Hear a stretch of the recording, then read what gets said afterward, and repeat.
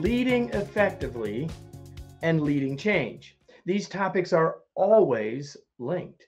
Working on one without the other will always leave us wanting with less than great results. Today, we are talking about a mind shift that helps us do both better. This should be of interest to every leader in every organization. Welcome to another episode of the Remarkable Leadership Podcast, where we are helping leaders grow personally and professionally to lead more effectively and make a bigger difference for their teams, organizations, and the world. If you are listening to this podcast, you could join us in the future live when they are streamed on your favorite social channel. Well, perhaps your favorite social channel. You can get all of those information about all those live future episodes. Therefore, interact with me, us, and see them sooner. Get the information that you're getting today several weeks sooner by joining our Facebook or LinkedIn groups, just two of the channels that we stream on. Those you can go to remarkablepodcast.com/LinkedIn or remarkablepodcast.com/Facebook to get that information. Get in the know and know when we'll be live. Today's episode is brought to you by my upcoming book, Flexible Leadership: Navigating Uncertainty and Leading with Confidence. This book gives you a new perspective and skill set to lead in challenging times in a more effective and confident way. Pre-ordering your book today guarantees you the best possible price and to be an early adopter of its groundbreaking ideas. You can learn more and pre-order your copy today at remarkablepodcast.com/flexible. That's remarkablepodcast.com/flexible. And now I'm going to bring in my guest, Mindy Vail, and then I'm going to get my notes here so I can tell you all about her before we dive in. Mindy has more than 2 decades of experience in leadership development, change management, education, and public speaking, working with emerging leaders to veteran executives. Her focus is cultivating a growth mindset and fostering resilience. Her new book, The Mindset Effect, where change management is redefined and leadership is refined, provides a wellspring of inspiration for leading meaningful organizational change. And today she is my guest, and I'm glad that you're here, Mindy. Welcome. Thank you, Kevin. What a nice introduction. Thanks for having me. I love your show, and I'm honored to be on it. I am glad to have you, and I'm glad to have read this book in preparation for this conversation. So let's start here. Let's start with your journey. I mean, you hinted at it. We hinted at it a little bit in the open, but tell us a little bit about how you end up doing this work and how you end up writing this book. It's a long story, and I'll try to make it short. I started my career. Don't start with "I was born at," right? Let's not. No. No, we don't want to go back that far, but we can start when I started my career in K-12 education. I was a junior high and high school English teacher for nearly 20 years. And then I left the teaching world and went into corporate world. And the transition was very awkward for me because it's a very different environment. And yet over time, I realized there are a lot of similarities and a lot of skill sets that I had that I could take with me and transfer, which is great. And I speak with a lot of teachers who are looking to transition outside of the world of education into corporate, not knowing what they don't know. And so then I became, over the last 10 years, VP of Culture and Engagement for Papa Murphy's Pizza here in the Pacific Northwest. And I oversaw human resources and learning and development, field training, corporate communications. And I loved my job. I adored the people I worked with. It was super rewarding. And then we had a mass layoff. And I was part of that in February. And so part of that was another transition for me to say, where do I want to go with my career, with my life? I have decisions I can make for myself now. I have a clean slate. What do I want to do? And so I started journaling, and my journals started turning into reflections of what good leaders looked like and what the toxic leaders look like. And as we navigated change through a merger and acquisition, what did that look like and feel like, right? And as many people who are listening have been through, that change is tremendous and it impacts employees in many different ways. And if we aren't aware of how that change is impacting their thinking and their behavior, we can really be behind the 8 ball. And so then, yeah. And then that turned into writing a book. And I wasn't intending on writing a book, but it ended up that way. And here I am. Yeah. Here it is. So, you know, I ask almost every guest, Mindy, that question about their journey, and people take it different directions, and that's fine. But what I love about how you framed it is that probably everyone who's watching live, watching later, or listening whenever, can identify with at least part of what you're saying. Maybe they weren't in education before they were in corporation. Maybe they're still in education. That part's not what I'm talking about. I'm talking about having lived through change and transition, some that went better than others. And that's really a big part about what this book is about. The book is titled The Mind Shift Effect. So it seems like that's where we should start. What would you say is, in fact, the mind shift effect? I would say that it is an approach to how we look at our personal and our professional lives. It's how we approach our own level of self-awareness. It's how we approach our interactions with those around us, our teams that we lead, and our coworkers. And it's how we approach that thought process of, I don't care what other people think, when really, I do care what other people think. My success is driven from what they think and how they perceive me as a leader. So I want to know what drives them. I want to know what motivates them. And so every time I have a chance to think differently, to have that mind shift and to challenge the norm and to really expose my own self-conditioned limitations that I put on myself, I become a better leader. And I always try to challenge my clients to do the same thing. Push yourself, step outside that little comfort zone that we love to live in. Yeah.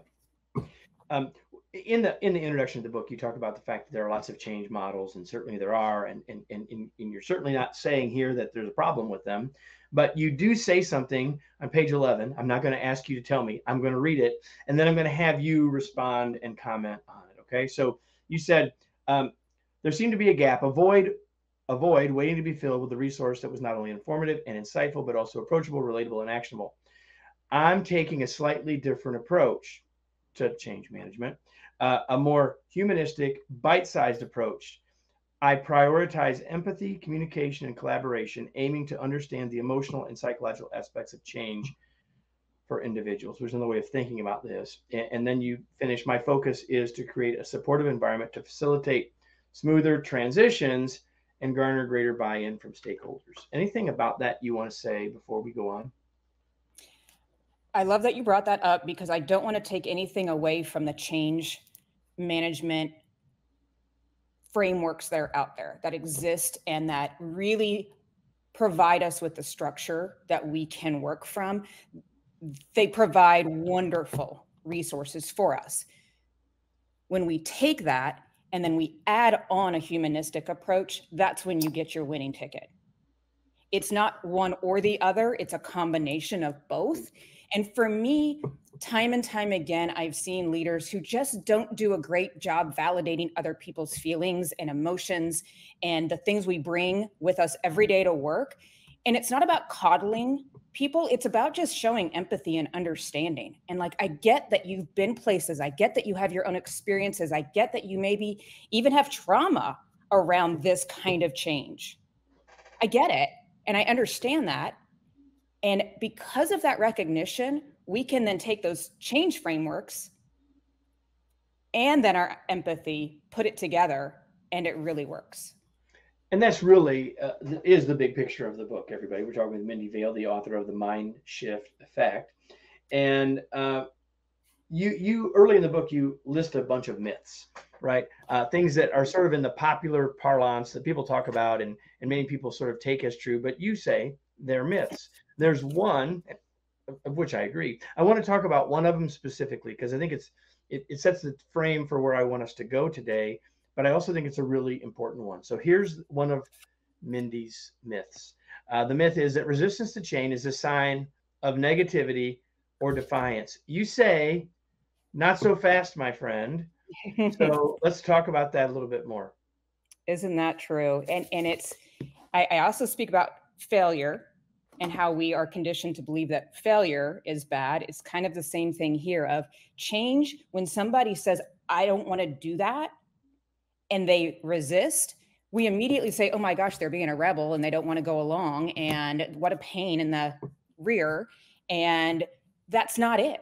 That's not it at all. I mean, it could be, but True, it's okay, only true, a small true. part of the Fair. possibility. Right? Let's be clear, everybody. It could be that, but it's You've not worked with those only people that. too, right?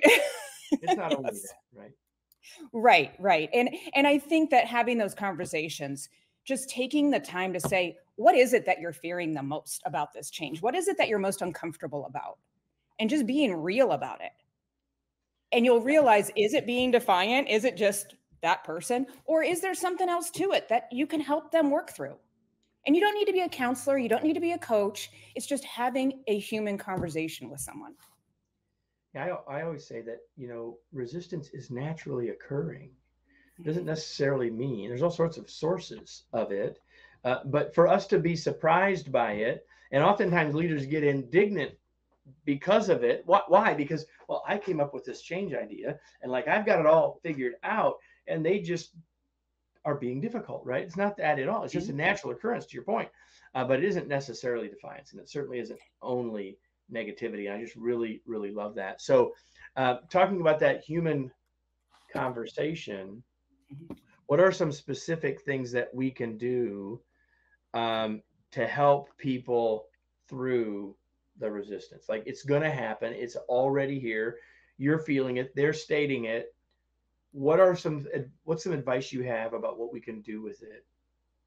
How do we help them? So one of the things that has really helped me over the years, and I majored in psychology, so this is kind of part of my dialogue anyway, but recognizing the psychological fundamentals of how people respond to change, and a little bit of just that basic neurology of that neuroscience behind it, of what is the amygdala doing, right? That fight or flight system. When does that kick in? And how do we see change as a potential threat or as a potential adventure? And knowing, like, if you're leading a team, what team members respond different ways and why, it can really help them alleviate their stress because they see that you hear them and understand them. But we also have to just realize that it's our brain's way of protecting us, right? Going back thousands and thousands of years. Right. And when we recognize that, wow, this is just my brain processing this stimulus, we're at an advantage as a leader. Right. Right. Yeah, and we can then control how we then process that information coming in and how we can then respond to it. If you're listening or watching, Mindy said something about, I don't know, maybe 2 minutes ago that I think is worth remembering. And so here's your verbal highlighter. She said, how do we help people see change do they see it as a threat, or do they see it as an adventure? And I love that frame, because most everyone loves an adventure, right? And if we can help people say, okay, and adventures aren't always 100% rosy, right? But we approach them with a sense of purpose. We approach them with a sense of desire and intrigue, and I think that's a really healthy way for us to think about it. You mentioned fight or flight, right? And like everyone knows fight or flight, but you really talk about 5 F's, if you will. And I'd like you to sort of unpack these a little bit, because we don't just go into fight or flight, but really fight, flight, freeze, fawn, or flop. And I can see here that I left out a comma. So would you just walk us through, like, people pretty much understand fight and flight. Would you help people understand these other 3 reactions that we might have? Because I think when you listen, everybody, you'll say, yeah, that I've seen that, or I've felt that. That's been me. Yeah, isn't that interesting? Because over the years, we keep adding an F word. I have to be careful about that. Hey, you said it, not me. So I need to be really careful about that. I'm going to add the comma back, right? Right. I think we're all familiar with fight or flight. When we fight and we're confronted with change, we tend to react in a confrontational, maybe even assertive manner. And we're trying to challenge the situation that's in front of us. So we're fighting it. The flight obviously is what it sounds like, of we withdraw, we escape, we run away from it. We fear it, so we run. And that may be we actually physically run, or it may be mentally we check out. Right. And we remove ourselves from what We is. remove ourselves, we avoid, we deny, all those things, right? Yeah, and we can see that come up in passive aggressive behavior. So people who are listening may go, oh yeah, I know people who do that. Or that's me. The freeze is that instinctive reaction where you just become immobilized or paralyzed. And you just don't know what to do because you are truly in a state of that paralysis of, oh my gosh, what's just happening? I don't even know what to do. And your brain almost shuts itself off. Right. We see this often in a bystander situation where there's been a horrible accident and people just stand around and they don't know what to do. Right? That can happen in a very traumatic change environment. Then we have fawn, and fawn is one of those kind of newer F words to the amygdala responses. And that's really seeking to please others and appease the situation, wanting harmony, wanting to maintain the status quo. And I love thinking about people who do that because you identify them right away. Well, I'll say this about that one, and that is that I think there are a lot of leaders, especially early in their career, a lot of frontline leaders, that this is where they end up because, I mean, there can be lots of reasons, but I think one of the biggest reasons is that they're still figuring out this new role of being a leader, and so they try to protect their team. They try to sort of be in solidarity with their team against the leadership that they are now a part of, and that's just a really important thing for it, if you're a leader of leaders, to be aware of and coach your folks on, but also for yourself if you're there in that spot where you're sort of pointing the finger as well, they want to change, I'm kind of with you here. We just got to be really careful with that one because that can have be of a long-term detriment for us for sure.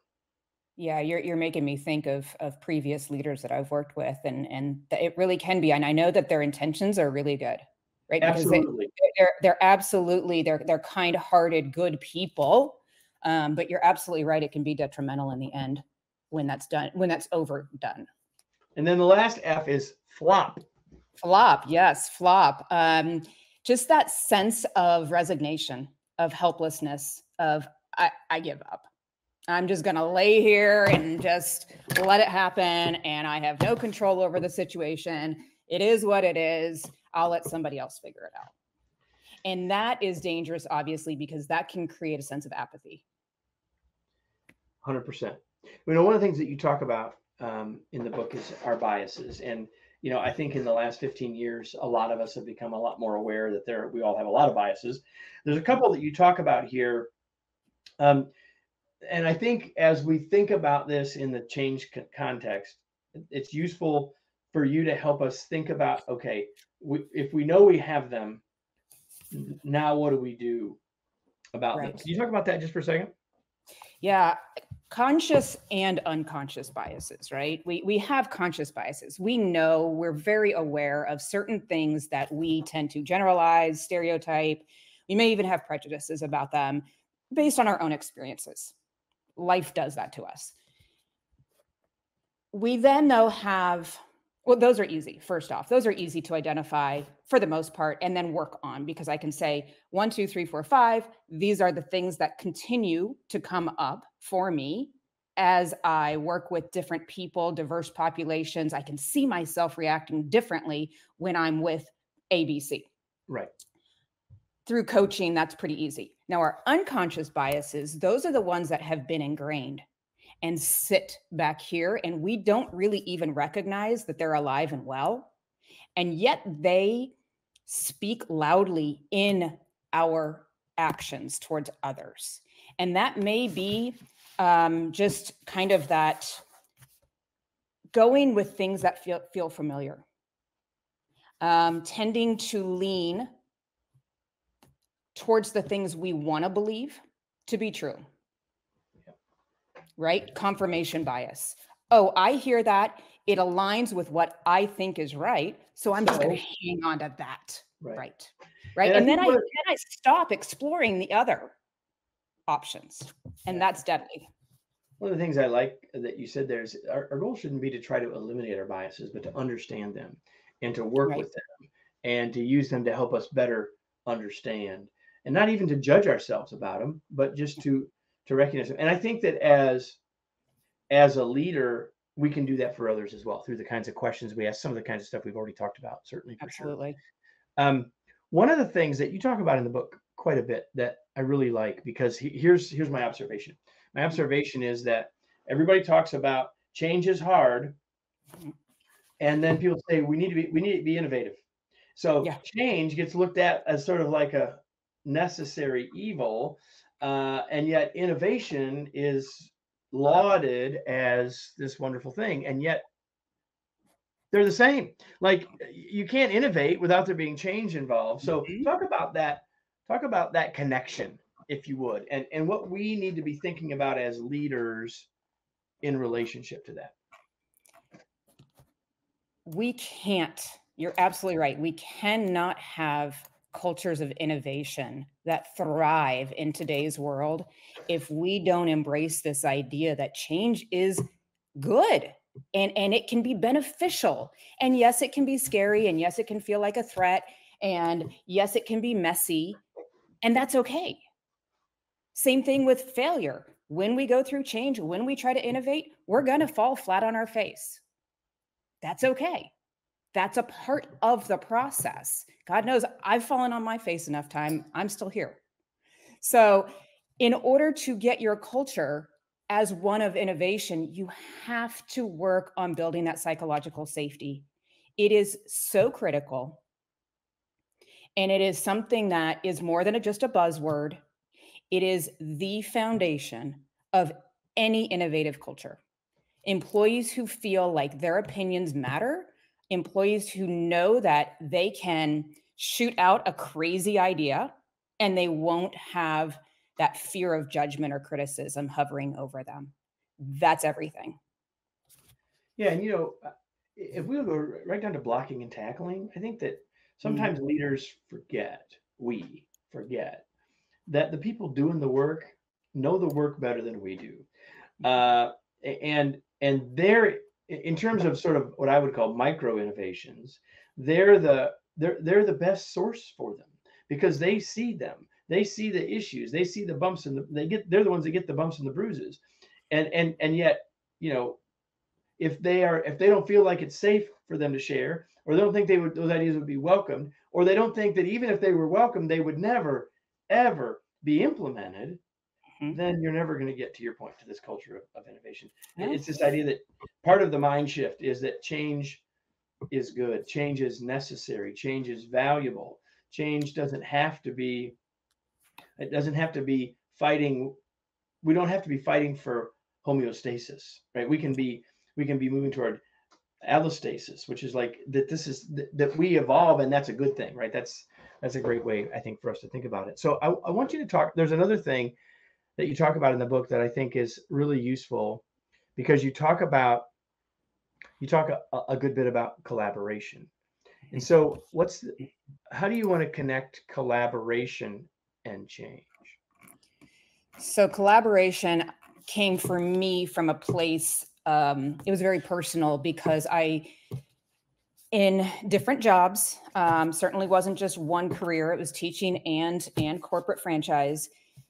I saw the dangers of people working in silos and the dangers of people who hoarded information. A lot of reasons for that. A lot of it comes from the insecurities, the job security of, if I hoard this information, they can't get rid of me. Also just that pride of, I did this, it's mine. But that really inhibits the ability to collaborate and innovate. And so cutting down those silos and being a leader who really promotes cross-pollination as much as you possibly can so that people who aren't used to working with one another can get to know their styles and get to know other departments and teams and dynamics. The more you can do that and integrate that into your culture, the better your collaboration is going to be, which will then impact your innovation. Yeah, because if I can just for 1 second say that, Yeah. one of the reasons people don't want to change of the myriad, one of the reasons is like they don't see the why. But if they know the people in the other groups, and this is now going to really impact those people in a positive way, and they know those people, that changes the why for them drastically. This isn't just some Isn't that corporate interesting? decision. Now Yes. I'm going to help Mindy. This is going to Yep. help George. Yep. Yep. That's huge, and we don't think about that nearly enough. Absolutely. You, We don't you, do you that hit the nearly nail on the head. Absolutely. It's no longer the guy in accounting. It's George. 100%. And I'm in George's radio room doing this show today. So there we go. Hey, George George. won't see this, but I'll be able to. So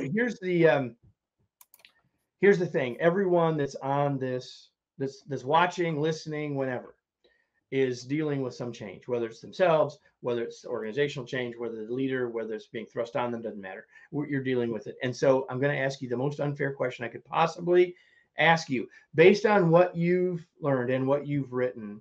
Wherever we are in change, what should we do next? Like, do you have something that wherever we're at in it, if you could whisper in our ear, what would you tell us? I would tell you to celebrate your small wins as you get them.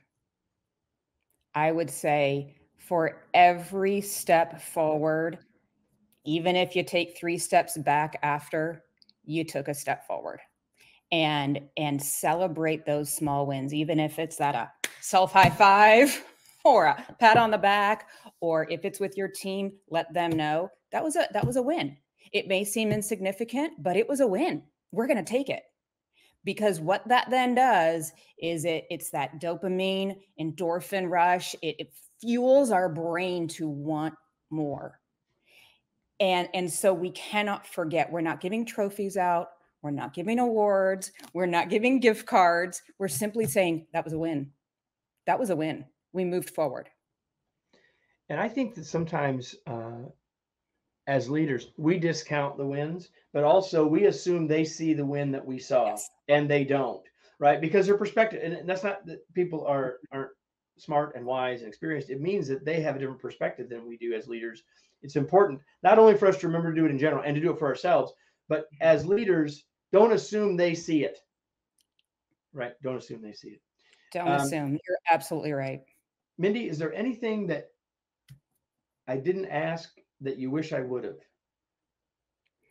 I think the only thing that we didn't talk a whole lot about that I really love to focus on, not just in my book, but with my clients as well, is that issue of self-awareness of how do we increase our own level of self-awareness to become a better leader. And to that, I would simply say, really, really be intentional about knowing what kind of a leader you want to be, and then understanding how you are perceived by those around you. And you can do that. I'm a Hogan leadership coach. I do that through my coaching. You can do that in multiple different platforms with different people. But to understand reputation versus perception and identity, that's critical in really building your leader brand and getting I people love to that. understand You're who exactly you right. are, showing up consistently every day. As you become more self-aware, you will become a better leader. There's no Absolutely. doubt about it. I mean, unless you become more self-aware and then just ignore it all, but then you're really not self-aware. Mhm. So Right. I've just got a couple more questions for you, Mindy, before we finish. And the first and the next two are things I ask everybody. What do you do for fun, Mindy? I actually love to hike. I live in the Pacific Northwest where we have beautiful hiking trails and lakes and forest, Mount Rainier, Mount Hood. That's one of my absolute favorite pastimes. Now that it's summer, I like to get out on the lake and paddleboard, which we're doing this weekend. So outside, outdoors, my dog goes paddleboarding with me. It's all about the outdoors for me. And the only thing you knew I was going to ask you is this question: What are you reading these days? So oddly, I am rereading a book that may sound funny to some people, but others who know me will totally understand this. And it is Dave Grohl's from the Foo Fighters, The Storyteller. And I have audio listened to it, and now I'm going back and reading parts that I really enjoy. And the reason for this is not only is it a personal narrative, which I love nonfiction. There's insights into the music industry, which is fascinating, but it's also really funny, and there's a sharp wit to it, and there's universal themes that anybody, regardless of what music genre you love or what industry you work in, it resonates. And so I'm going back and kind of picking things out that I remember I loved the first time and seeing if they still resonate. Awesome. Now, everybody, I ask this question of every guest because my whole life I've asked people that I look up to, people that I think are really smart, what are you reading? I've done it forever. And when I started the show, I started doing it. And I love it when I get a book that we've never had on the show. I mean, sometimes we have books that have been mentioned, Mindy, several times. This Sure. book has never been mentioned. Oh, And there you I go. love that. I love being different. So, and everybody, you know, every one of my guests, I read their book. I read other stuff, and then I get these new recommendations from all these smart people that are on the show. But anyway, there you go. Mindy, let's not just talk about somebody else's book. Let's talk about yours before we finish. Where do you want to point people? Where can people learn more about you? What do you want to tell people before we start to finish up here? Thank you for that. The Mind Shift Effect is my book, and you can go to Amazon, purchase it on Amazon. And then I also have my website, which is themindshifteffect.com. And then you can find me on LinkedIn as well, either Mindy Vail or at the Mind Shift Effect. Themindshifteffect.com, everybody, or any place fine books are sold. You can get your copy, and I hope that you'll do that. Now I have a question for all of you who are watching or listening. You've had the chance to listen to Mindy and I have this conversation for about the last 30 minutes. And that's wonderful. But what's more wonderful is what action will you take as a result? So my favorite 2-word question is, now what? What will you do now that you've gotten the new ideas that you've just heard? What actions might you take? What notes did you take? And maybe you're biking or you're driving or you're cooking, but what mental notes did you take? You need to take a minute now to say, what action will I take as a result? Because if you don't, this will have been entertaining, perhaps, inspiring, maybe, but not adding great long-term value for you. That only happens when you take action. I hope that you will do that. Mindy, thanks so much for being here. It was a pleasure to have you. Thank you so much for having me. It was great. Had a lot of fun. It was my pleasure. And so everybody, if you like this, you should come back next week. And if you like this and you're thinking of someone else that needs to have heard this, well, then please invite them. So wherever you are watching this, we'll be back. If you're on the podcast, wherever you get your podcast, we're here every week. So come back next week for another episode of the Remarkable Leadership Podcast.